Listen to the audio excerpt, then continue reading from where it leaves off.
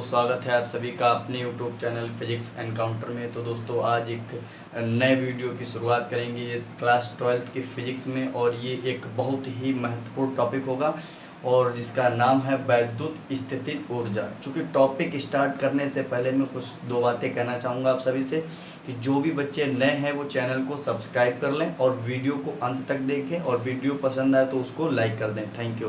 तो आइए स्टार्ट करते हैं इस वीडियो को। ये क्या है? वैद्युत स्थितिज ऊर्जा, यानी वैद्युत स्थितिज ऊर्जा होती क्या है। तो सबसे पहली बात करेंगे ऊर्जा, यानी ऊर्जा क्या है।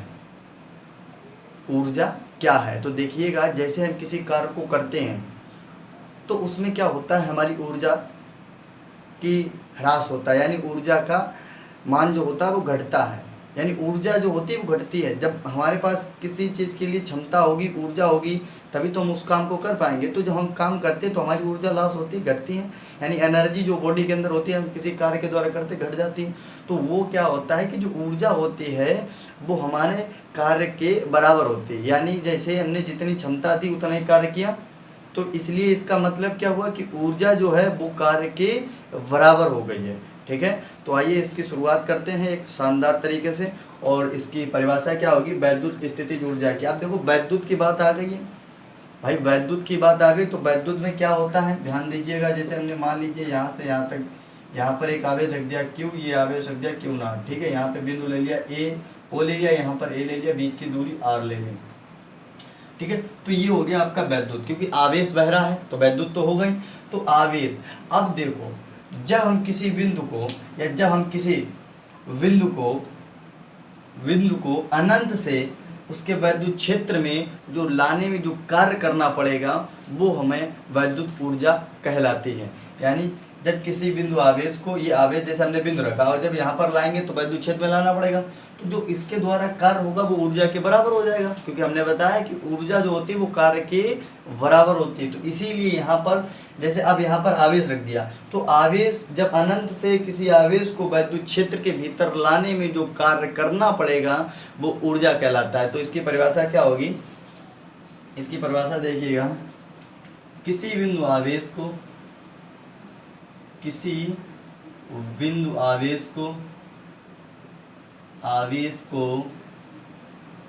वैद्युत क्षेत्र के भीतर, किसी बिंदु आवेश को वैद्युत क्षेत्र के भीतर किसी निश्चित बिंदु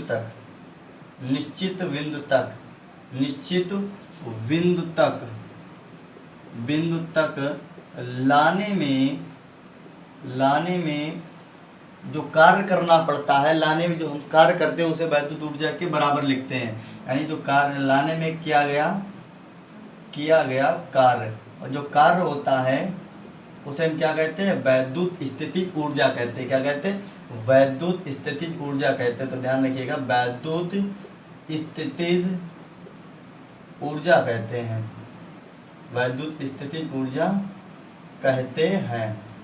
समझ में आ गया होगा कि जब किसी बिंदु आवेश को वैद्युत क्षेत्र के भीतर किसी निश्चित बिंदु तक जो लाने में जो कार्य करना पड़ेगा वो वैद्युत ऊर्जा के बराबर हो जाता है।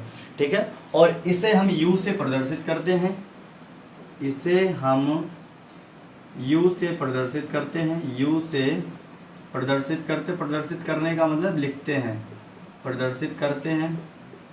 ठीक है दोस्तों, इसे U से प्रदर्शित करते हैं। और अगर बात करें ऊर्जा एक कैसी राशि है, तो ध्यान रखिएगा ऊर्जा एक अदिश राशि है। अब अदिश राशि क्यों है? क्योंकि जो आप कार्य करेंगे, तो जब कार्य करेंगे आपकी कोई डायरेक्शन होगी नहीं होगी ना, तो जब आप कार्य करेंगे जिसमें दिशा नहीं होती वो अदिश राशि कहलाती है। तो इसीलिए जब हम किसी कार्य को करेंगे तो उसमें कोई दिशा तो होती नहीं, और जब दिशा नहीं होती तो वो अदिश राशि कहलाती है। तो इसीलिए ऊर्जा कैसी राशि है? अदिश राशि है। यहाँ लिख लीजिएगा, यह एक अदिश राशि है, यह एक अदिश राशि है। और अगर बात करें इसकी विमा की, तो विमा क्या होती है भाई? इसकी विमा की, तो इसकी विमा क्या होती है? इसकी विमा होती है ml² t⁻⁻1।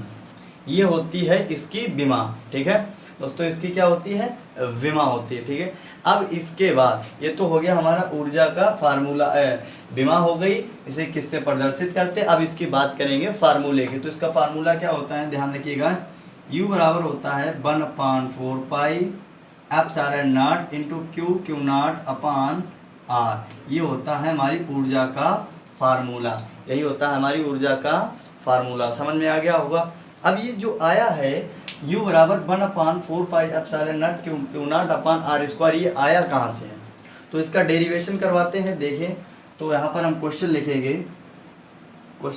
कि दो बिंदु आवेश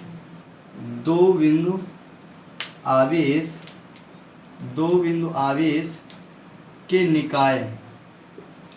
निकाय की स्थितिज ऊर्जा, यानी दो बिंदु आवेश हैं, उनका निकाय का मतलब जोड़ा है, जो बिंदु आवेश हैं उनके जोड़े के बीच जो स्थितिज ऊर्जा होगी वो ज्ञात करनी होगी। तो देखिए क्या होगा, सबसे पहले मान लीजिए अभी हमने जो चित्र बनाया था वही बनाते हैं। यहाँ पर मान लीजिए हमने दो बिंदु ले लिए और इनको एक रेखा से मिला दिया और इसकी दूरी को मैंने ले लिया r से। इतना समझ गए होंगे चित्र को। अब इस पे यहाँ पर बिंदु O ले लिया, यहाँ पर बिंदु A ले लिया और यहाँ पर Q आवेश रखा, यहाँ पर Q नॉट रखा। इतना समझ गए, यानी यहाँ पर बिंदु O लिया, यहाँ पर बिंदु A लिया, इस पर आवेश Q रखा, इस पर Q नॉट रखा, बीच की दूरी r हो गई। इतना समझ में आ गया। अब इसके बाद सबसे पहले इसकी भाषा देखिए क्या होगी कि माना दो आवेश परस्पर r दूरी पर स्थित हैं तथा इनमें से एक आवेश अनंत पर स्थित है।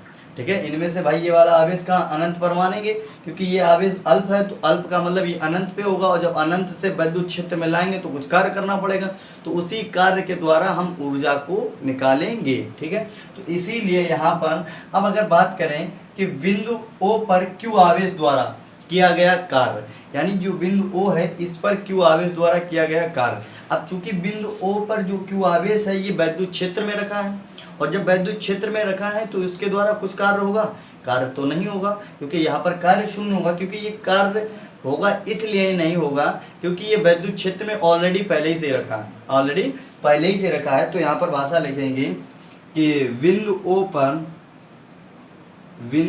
पर प्लस Q आवेश के द्वारा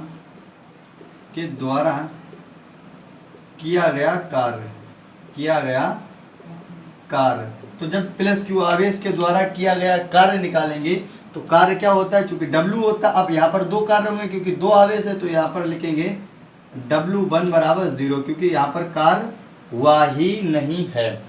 ठीक है, अब इसके बाद ये जो बिंदु रखा है, बिंदु आवेश ये अनंत पर रखा है, तो बिंदु O को चूंकि बिंदु A से बिंदु O तक लाने में जो कार्य करना पड़ेगा वो कार्य क्या होगा, तो मुझे ये कार्य, क्योंकि अल्प आवेश है अनंत पर रखा, तो इसको विद्युत क्षेत्र में लाएंगे तो इसके द्वारा कुछ कार्य होगा, क्योंकि ये तो ऑलरेडी पहले था, इसका कार्य तो शून्य हो गया, लेकिन इसके द्वारा जब इसको लाएंगे तो कुछ ना कुछ कार्य करना पड़ेगा। तो देखिए क्या होता है कि यहाँ पर भाषा लिखेंगे कि बिंदु A पर Q नॉट आवेश द्वारा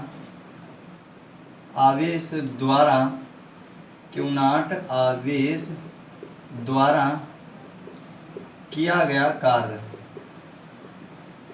जब इसके द्वारा किया गया कार्य निकालेंगे तो इसके द्वारा इसका W1 हो गया, तो इसका क्या हो जाएगा W2 बराबर। अब चूंकि तुमने विभव का फार्मूला पढ़ा है, और विभव का फार्मूला क्या होता है, V बराबर W/Q नॉट, यही पढ़ा होगा।